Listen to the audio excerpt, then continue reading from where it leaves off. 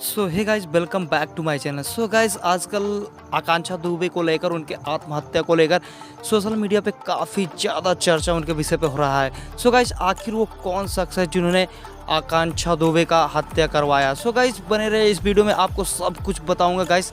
उससे पहले आप लोग मेरे चैनल पे नए हैं यार, तो पहले चैनल को सब्सक्राइब कर दो और वीडियो को फटाक से लाइक कर दो। सो गाइस, आपको क्या लगता है, समर सिंह ऐसा करवा सकते हैं या समर सिंह खुद ही किया है?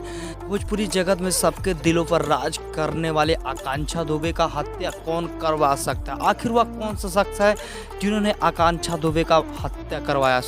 सो गाइस, सोशल मीडिया पे समर सिंह को लेकर काफ़ी ज़्यादा वीडियो वायरल हो रहा है। सो गाइस, वीडियो में यह बताया जा रहा है कि समर सिंह ने आकांक्षा दुबे का हत्या करवाया। सो गाइस, आपको क्या लगता है, समर सिंह ऐसा करवा सकते हैं? सो गाइस, वहीं कोई भी जानकारी अभी तक पुलिस की तरफ से नहीं मिली है। सो गाइस, जैसे कोई नॉलेज मिलता है आप लोग के साथ जरूर शेयर करूंगा। उससे पहले गाइस, चैनल को जरूर सब्सक्राइब कर दो।